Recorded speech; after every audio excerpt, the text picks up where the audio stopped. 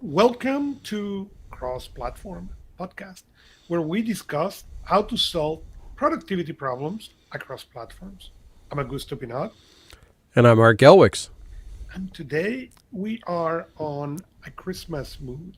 So let's talk about the holiday wish list. We Yeah, thought this about is doing this in a different way. this is one of my favorite times of year is to go through. I mean, I've kidded around that I do enjoy the holidays quite a bit because it gives me a way to identify all the emails I need to unsubscribe to because my inbox fills up with all of these things. But it's also that opportunity for you to look at all the things that have come out and all the things that are going to come out in the near future and figure out, are there places for them? Are there uses for them? Are there benefits to obtaining them? Or are you good with what you have? And how do you help other people out with the things that you're getting and show that you appreciate them? It's it's a little challenging at times, but it's fun, I think. I'm a big fan of wish lists, so. It is, and it has something else. It gives you the opportunity to evaluate how much you have grown and changed. Because you will see certain things and you're like, I will not buy that. But really, if you look at detail, you say, but I will have buy that 5 years ago. So Mhm. it is really, really cool. And so we decide to talk about four things: devices that you want to get, a device that you will be curious, something that you will give, and something that you will recommend to a non tech person. And that's what we're going to try to do and try to have fun with this. Well, why don't you start off on devices that you want to get? Because I'm curious to hear yours first. There's one specifically on your list that I haven't even looked up. I just want to hear about it. So So I have curious there. I have one that is not a device. It's the Lego bonsai, and that's it. Lego did a bonsai uh, out of Lego with the purple. It's so beautiful, and I really want it for my office. And somebody give it as a present for my daughter's birthday, who happened at the end of November. And I'm really, really, really jealous because now it makes no sense for me to buy it, but she's not going to let me have it in my office. So I need to find a way to buy it, but for her, from her. The device that I have in there is the iPad Mini 6. The iPad Mini is really, really light, really beautiful, interestingly powerful. I have the iPad Mini 5, and even that I use it extensively.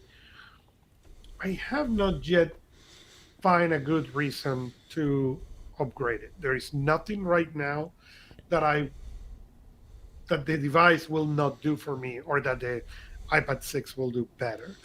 Um, so because of that, it just stay there on the device that I want to get. I'm really looking at it, but most likely I will not get it.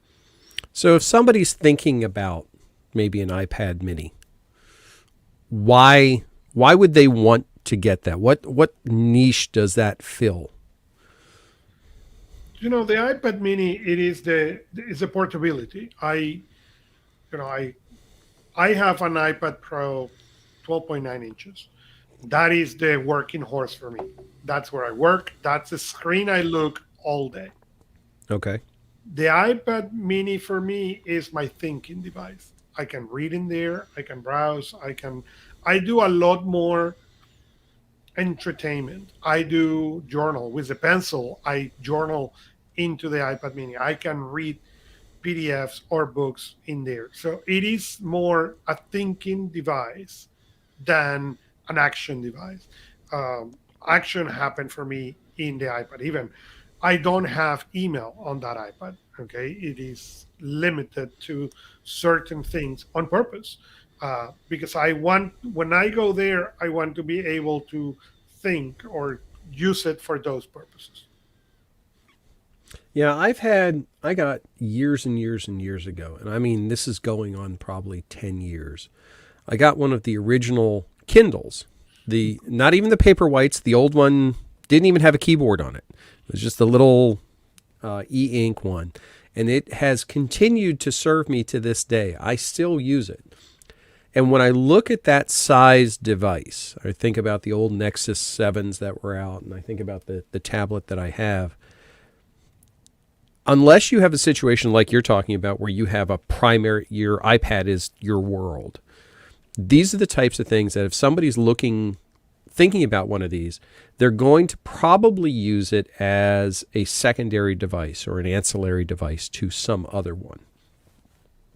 So that's the type of thing where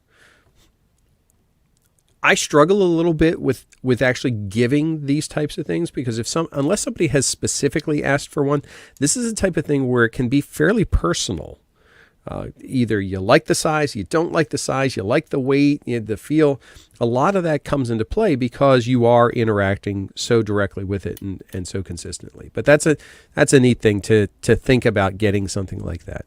I'm on the other side of the scale when it comes to something that I'd like to get. And I'd like to get a high-end Chromebook. Now, I have a fairly decent Chromebook now. I've got a Samsung Chromebook Pro.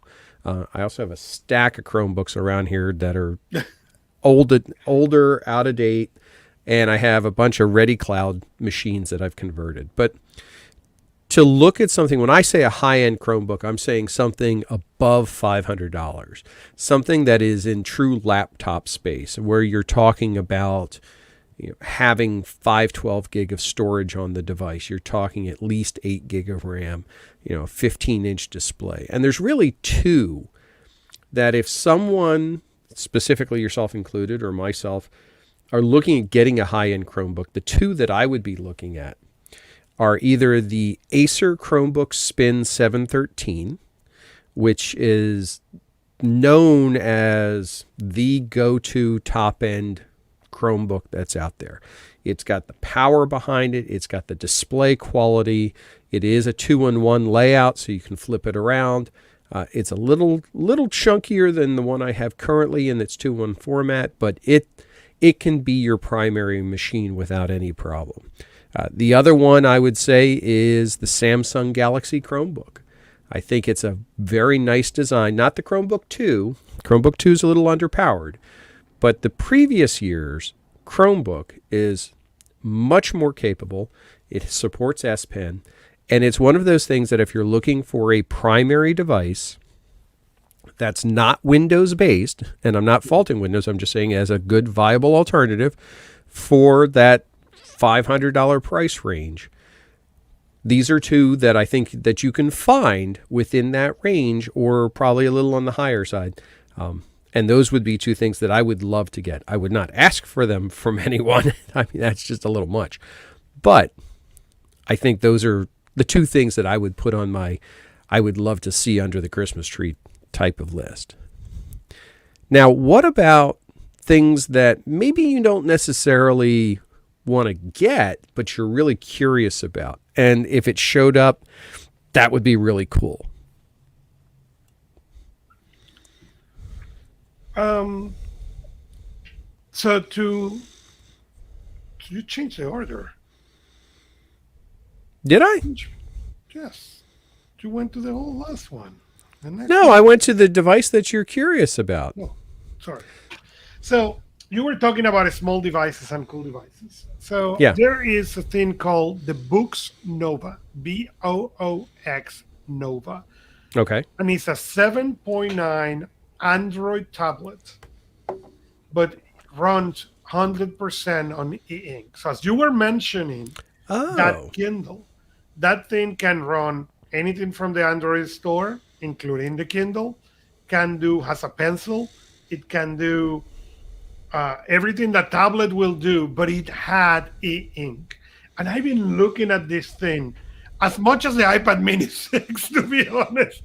God, I look at that and they're compatible in price, Wow. but it's a full tablet and say, okay, I can get this thing to be so much. So it is something that I've been really, really, really curious, and it's on my wish list. And I go and I look at it, and I come back. I have not buy it. I have not hold one in my hand. The reviews are fantastic, but Is that something along the lines of like the Remarkable 2? That type of a device, or is there more? Is it But the more of an Remarkable 2 is closed. You cannot Okay, so install it. this is an open Android Yeah, version. this is an Android 10 base, so you will be able to Wow. install anything. I'd be very curious to see how some Android apps run on that. I mean, you don't have, well, the first thing is you don't have color, so I'd be curious to see how the apps themselves handle not being in a color environment, being in a monochrome environment. Also, I'd love to know what the battery life is. That thing's going to last forever with an e-ink Yeah. display. Android 10, latest firmware, 3 gig of storage and 32 gig of onboard storage. Plus an SD port, so you can Yeah. expand to whatever. Supports Wi-Fi, 5G Wi-Fi, and Bluetooth 5.0. Not bad. Interesting little device there. I Yes. didn't even know that was out there. Very interesting. Yeah, I'm kind of looking on the flip side of the coin. The two things that I would be very curious about, again, wouldn't necessarily ask for, but be very curious about. One is actually the Oculus Quest 2. Okay. I've been seeing more ads for it. I've never actually played with one. I don't know if it was funny. I like some of the concepts, some of the games I enjoy playing support VR, so it would be fun just to try them in that environment.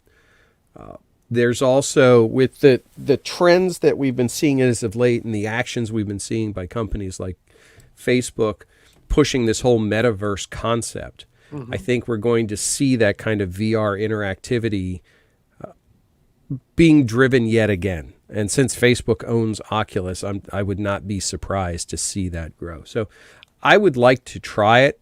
I'd like to work with it and interact with it for a period of time, but that's neither here nor there.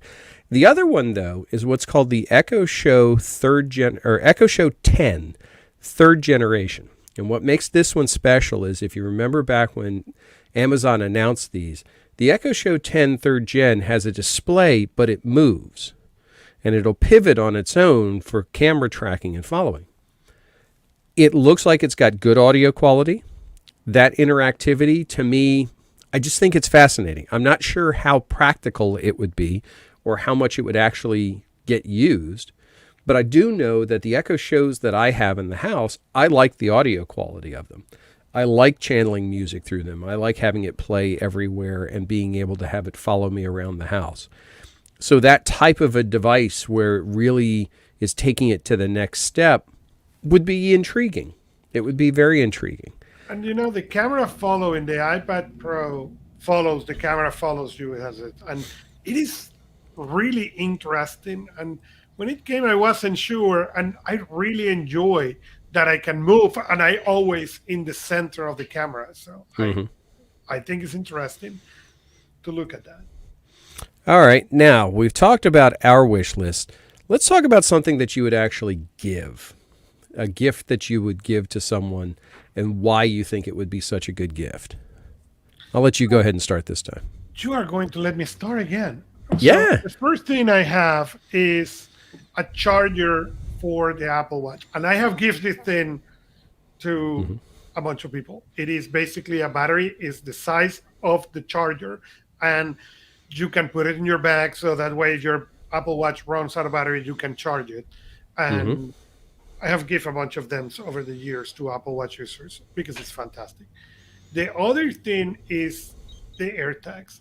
And the reason of the AirTags is I have seen so many people curious about the AirTags and how they work and what they do. But I have not seen a lot of people buying them convinced how they will going to use it. And I think if they get one, they will at least play and see what they can do to get more out of that. Yeah, I recently my wife recently took a vacation over Thanksgiving, and as an experiment, I sent with her one of the Samsung Smart Tags, and I sent it with her. She volunteered, or she didn't volunteer, but she consented to take it in her luggage, so I wasn't actually just tracking her. But I wanted to see how well the Samsung variant of this tech works, because you've got Tile, you've got the Apple ones, you've got Samsung now. There's a lot of different variants of this tracking tech, and it works really well. And as a guy who uses Tile primarily, Tile works really well as well from an ecosystem standpoint. So I think if you're using Apple, get the Apple AirTags, no question about it. If you're using a mix of Apple and Android, I would say probably look at a Tile tag or the Tile tags.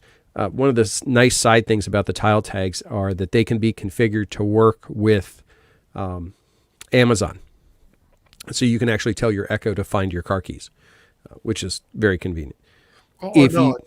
Or not. I tell the story. My wife had a tag on her keys many years ago, and we went to Chicago. We live in Indianapolis, so 4 hours and change trip. And so we went to Chicago, blah, blah, blah, came back. And as we were driving into Indy, my wife looked at me and say, I don't know where my keys are. I said, well, open the phone, check where the Tile is. I'm sure they are on your purse. No, they were in Chicago. Oops. But at least it located them, which is a good thing. It located them. We were able to call the place. They saved the keys. Yep. So we didn't need to go through all the change the keys or any of that. It just took 8 more hours. The trip took, instead of 4, a little bit more. Yeah, I have used mine multiple times to locate my. Often it's just like in the house. You'll misplace them in the house, or they get moved, or they're in a jacket pocket, and it's just as easy to signal it.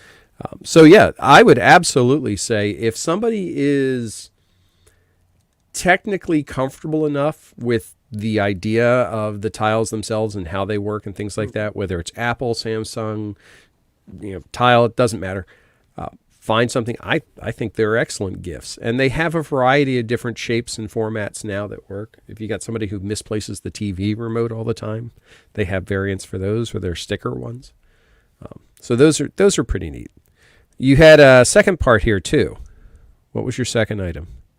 There's a charger. Yeah, I read the Apple Watch charger. Again, it is a charger.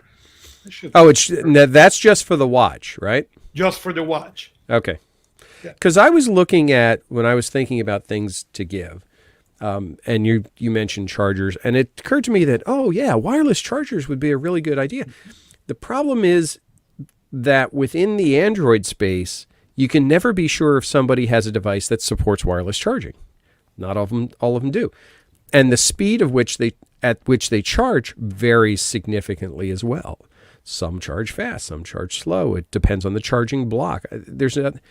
So it's a little tough to find a really good charger to give. I think. You can give a mediocre charger. You can give an average one, just to tie up space in somebody's house. You can certainly do that, and a lot of people will be able to use it. But you can't guarantee that everybody's going to be able to use it. So it's going to require a little research to make sure you're getting them the right things. So I had 2 things. The second thing on my list, I'm going to start with that and then go to the first. The second thing are Blink cameras, and they're kind of like the Nest cameras and things like that. But Blink is a specific brand. I forget actually who makes them, but they work directly with Google. They'll work with the Echoes. What I like about the Blink camera systems, and they're not the cheapest out there. You can get much, much less expensive cameras. But what I like about the Blink cameras are they are wireless, truly wireless, because they are rechargeable. And the battery lasts approximately 1.5 to 2 years before it has to be recharged. So if you put and they're weatherproof for outside if you get the weatherproof ones.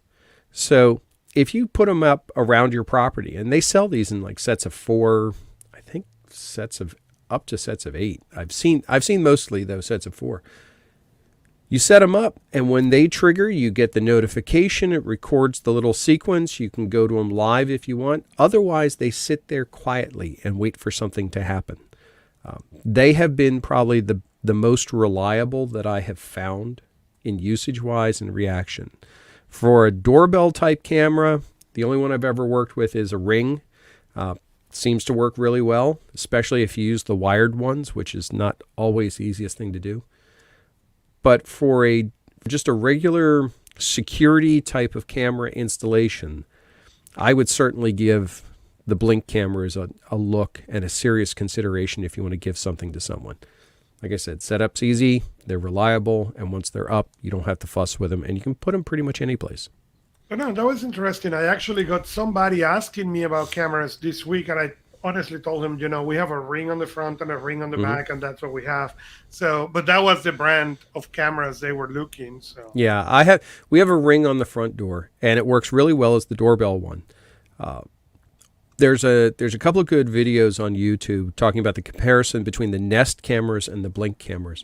okay, And one of the things that they identify is that the Nest cameras have much clearer video, but what you find is that their motion trigger isn't as consistent or reliable. So literally, they won't necessarily go off, but when the Nest camera goes off, it's got really nice video, unless it's in the dark and it looks like their night vision's kind of iffy.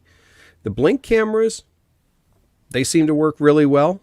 The cameras aren't quite as razor sharp, but they don't really have to be, I don't think.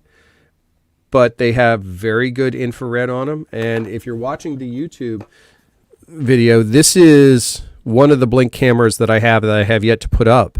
And by default, it actually comes with just this top part. The camera itself is actually inside here.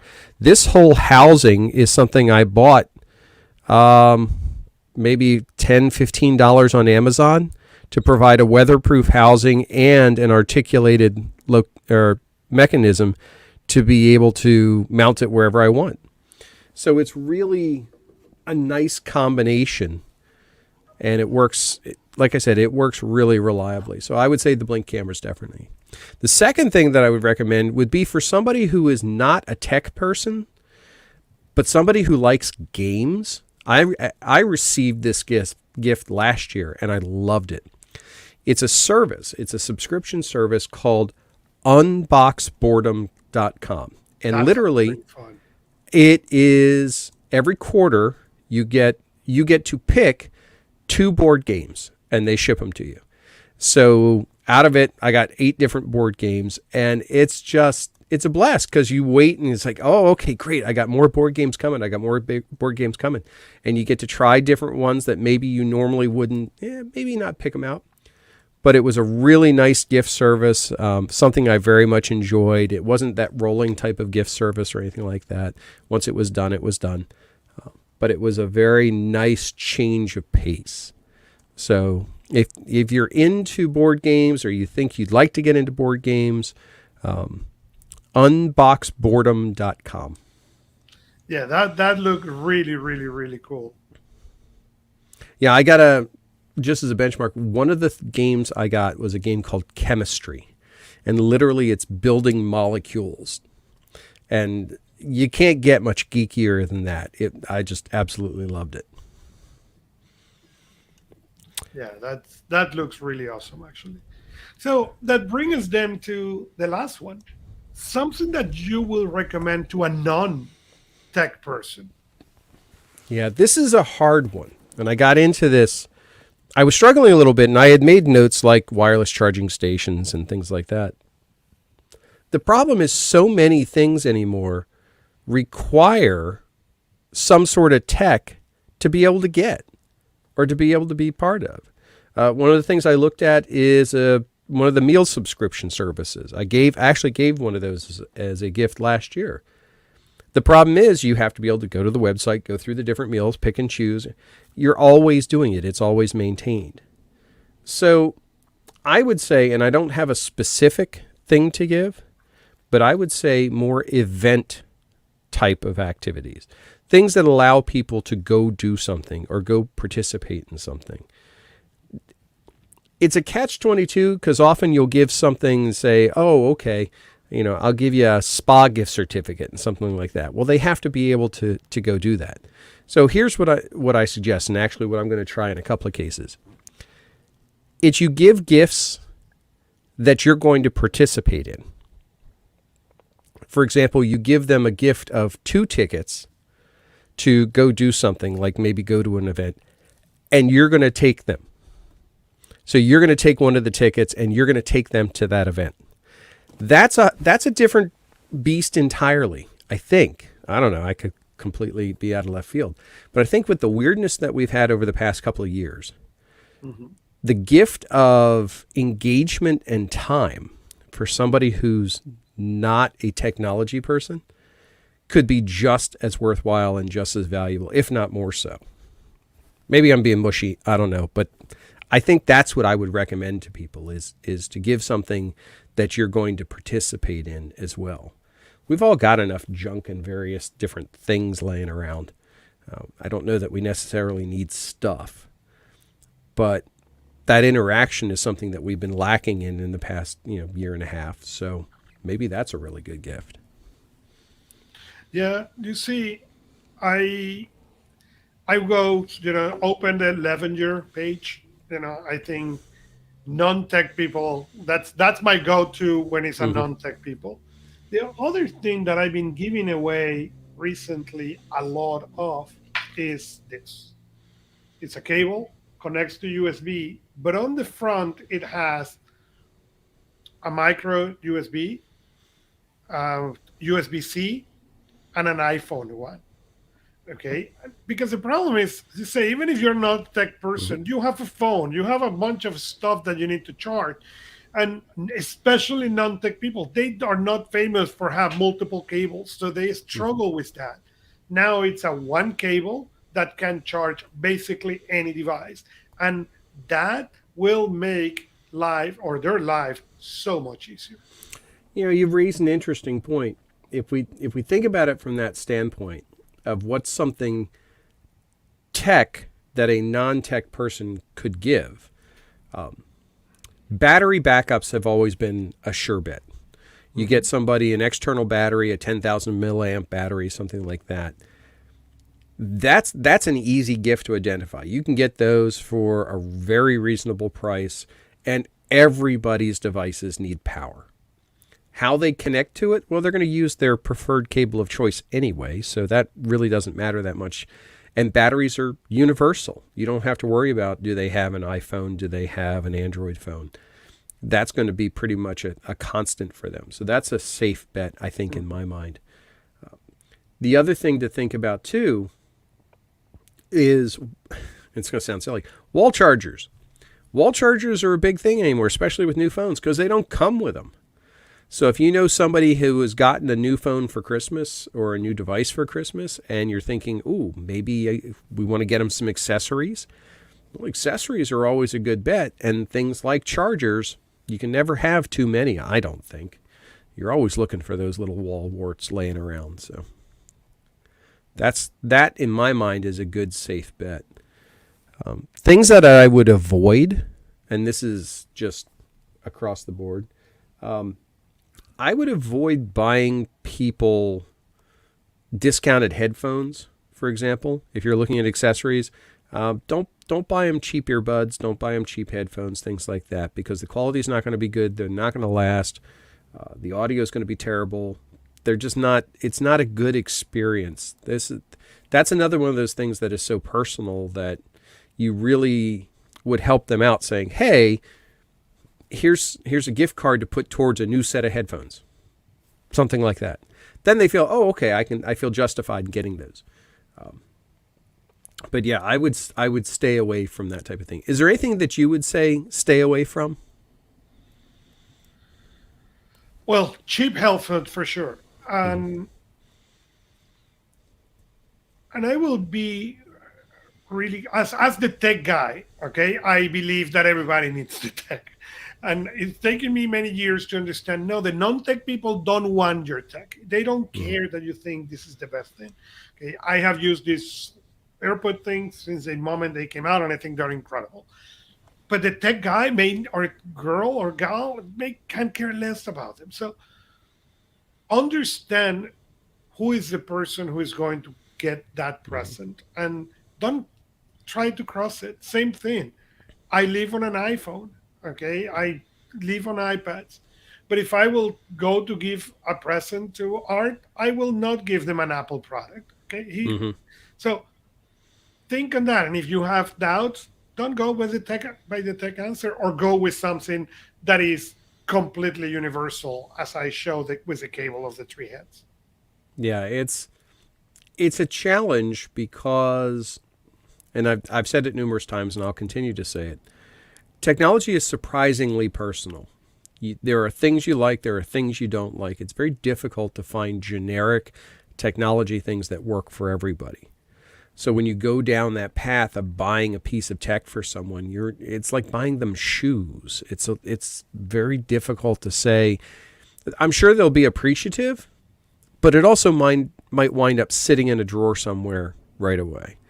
Mm-hmm. It's a challenge. It really is, and it's the type of thing that I think, and this is just the way I've been thinking it as of late, if you can connect something else to that technology besides just, hey, here's something to make things easier, Mm-hmm. that's a whole different conversation. One Correct. of the gifts that I have given in the past, I will continue to do so. Actually, two of them.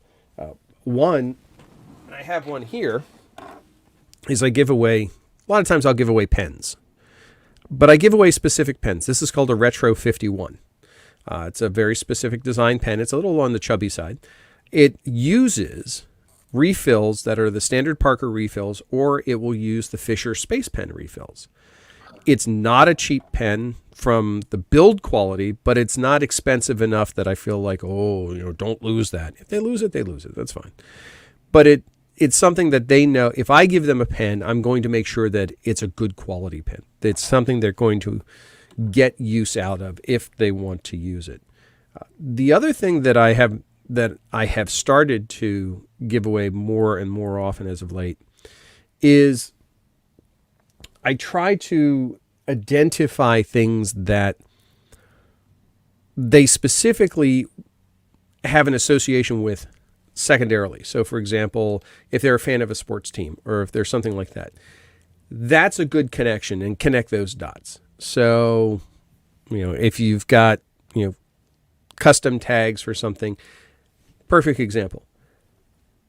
If you're going to get them tagged, like the Apple tags, or if you're going to get them like tile tags, maybe get those, and also get them a pack of foil stickers of their favorite sports team that'll fit on the tags so they can customize them, so they can make them their own. Samsung's a good one for this. Samsung allows you a lot of customization on their products. Yeah. That type of thing allows it to be more than just, here's this white box thing. Have fun. Happy holidays. Apple do it more at the Henry Ford style. Mm-hmm. As far as you like golden and red and blue, you got the colors you want. Yeah, it's not easy. This time of year is very difficult when you have this kind of tech stuff, because there's every ad out there will say, oh, you should be given this, and you should get this, and this is on discount, and this is on, yeah, that's fine. But focusing on things that are supposed to make life easier isn't necessarily a holiday gift. It should be something that, at least in my mind, it should be something that has a different connection and is more on the appreciation side than it is anything else. But holidays are different for everybody. So, this is our list. It's a yeah, short list. we've gone through our list. Is there anything that you've seen as of late that you go, oh, that would be cool? Anything of intrigue? I actually saw the other day, and I'll jump in. I've been thinking about and looking at, there's been a lot of rumors floating around that the Galaxy Note line is now dead. And it's been rumored for a while. Yeah, well, for a it while. seems to be more than just a rumor now. It truly appears that the Note line is dead. However, it looks like the new S22 is going to be shaped like a Note, include an S Pen, so it's going to be a Note in all context except actual name. But it's making me think about, okay, should I start thinking about replacing a device? Should I start laying the groundwork for that? And I realize that really doesn't have much to do with this time of year as well. Do you think, and this is a side question a little bit about, side question about technology in general around the holidays. Do you think we've started to reach peak stuff? Do you think we've gotten to the point where there's just too much of this? There's too many variants, too much stuff laying around, and we're not buying all the stuff or shouldn't be buying all the stuff. No, I think there is what happened is there is you're in a different well, people is on different places on the Mm-hmm. technology curve. So if you ask my kids who are way younger, there is so much technology junk that they want. Mm-hmm. If you ask me, as you said, there is so little that I want. Mm-hmm. Okay, technology wise, and there is that spectrum. And I think it's really the hardware now and the software have advanced so much for what we understood technology. Even as technology, as people who work with technology, deal with technology, there's so much progress that you can do most of what you can imagine with the current hardware. So there is not that much excitement. But for the technology, the generations that are looking into that, now the world of technology is just starting. Well, that's good. That's a nice way to call that to say that we are getting old. But Well, and that's, I think I've gotten to that point where it's like, do I really need that? I did a walk through a Costco last night, just looking through odds and ends, and I'm looking at a lot of the gear. And it used to be that everything, ooh, I want everything in the cart. Now it's like, yeah, maybe not so much. I got a lot of stuff sitting around. So maybe that's a reasonable consideration, is to also think about where, as you mentioned, along the technology curve, you are. the your gift recipients are as well. Are they at the point where they're like, look, I'm just trying to cut stuff down? Or are they really, into the cutting edge, digging into the stuff, trying the different things? Um, that's what makes it individualized. And that's what make it really, really fun, in That my it opinion. does. That it does. All right, sir. Why don't you take us out? With this, follow us where you like to listen podcast, like us or subscribe to us and leave us a review. You can also interact with us in personalproductivity.club. We are Augusto Pinaud and Art Gelwicks, and see you next time on your favorite